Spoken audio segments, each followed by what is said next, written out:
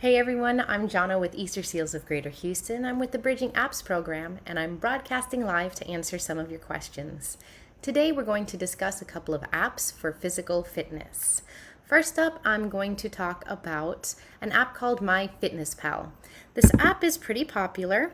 It's been around for a while and it's got some really neat features in it. So let me just go ahead and switch my screen here so we could take a look at this.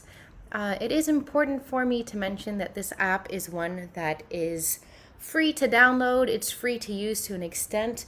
There are some features in here that require payment. So some certain subscriptions and whatnot are available in here for purchase as well.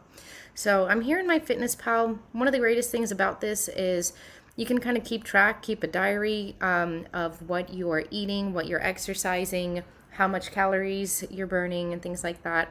I'm going to press at the bottom here. There's a blue plus button. I can add some of the criteria in here, put my weight, water, status, food, exercise. Just for example, I'm going to tap exercise first.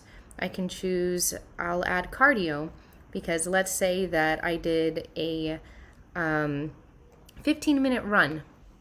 So I've got all that marked in here, and that's now added to my journal. And in the beginning, it'll ask you to set your goals. So it's showing that I have a goal of 12,000 calories, and because I've exercised, that's how many calories I have left. I have now an extra 159 calories.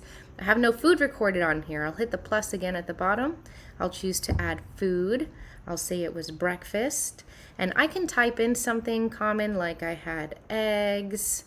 So we'll do a search, and here's some options, how they're cooked, the different sizes. I'll just add nice eggs. That would be 70 calories. Or if I've had something with a label on it, I can also choose to scan a barcode. So that's pretty cool.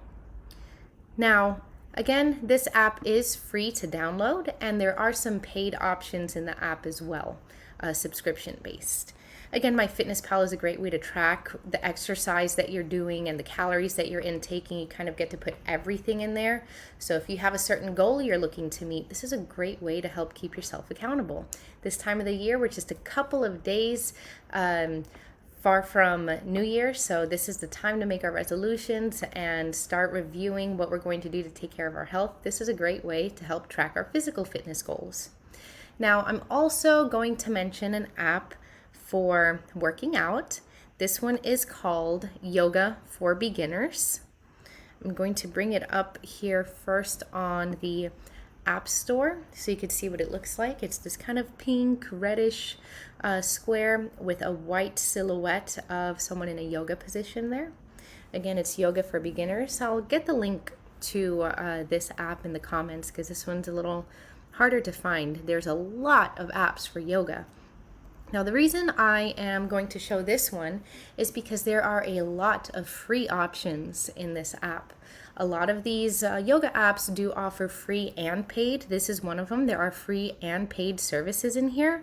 This is a great place to start because there are a lot of free classes in here. So just to start off with, you can see that there's some options in here learning about what yoga is and how you can use it.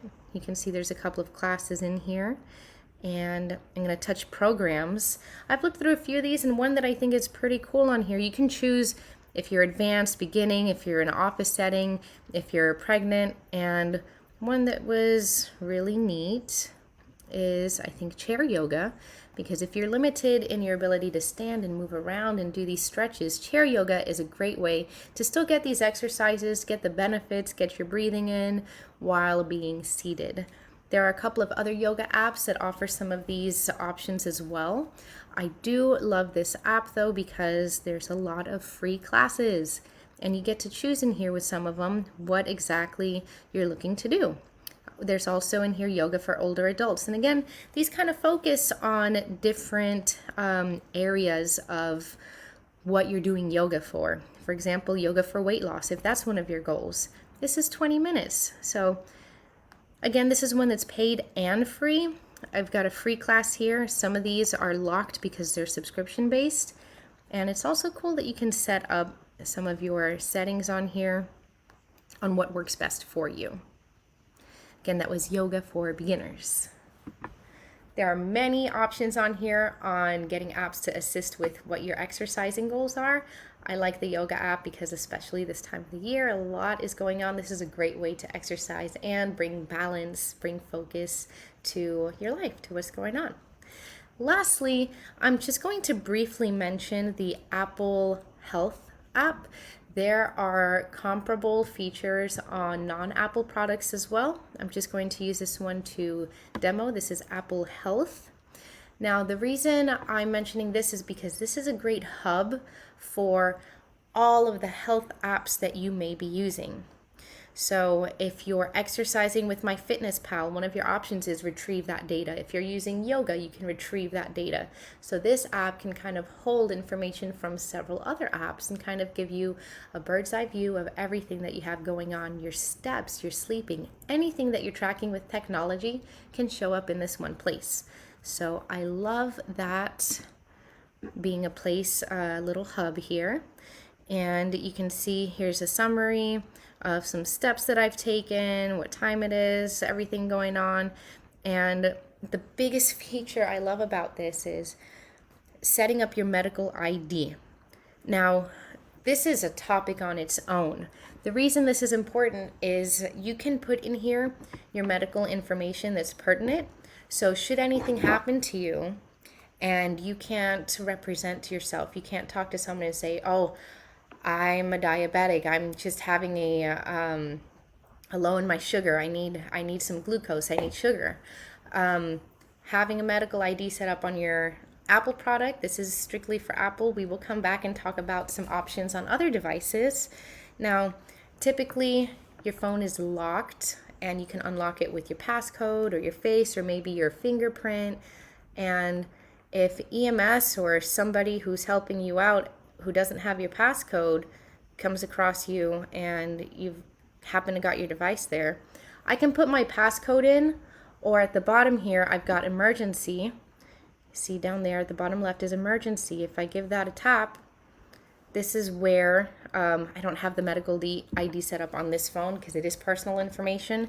That's where the information will come up though, that you can put what your medical conditions are. So if you're ever in an emergency, this is a great place to have that listed. Again, it's a great hub for all of the tracking that you're doing on different technologies, your wearable watch or your phone, and the different apps on there tracking your exercises and your diet. Having a health app hub is great to see everything going on in one place. So this is a lot of information in a short broadcast. Please let us know if you're using any of these apps, if you'd like us to discuss any other apps in the future. Physical fitness goals are so important for everybody, and this is just a scratch of the surface on some apps and some uses for them. We would love to continue talking about other apps and technologies to help us track our health and fitness. So if you'd like to continue the conversation, let us know what you're using, what's worked, what hasn't worked, and what we can talk about in the future. Thanks for watching, everyone. See you next time. Bye-bye, and Happy New Year!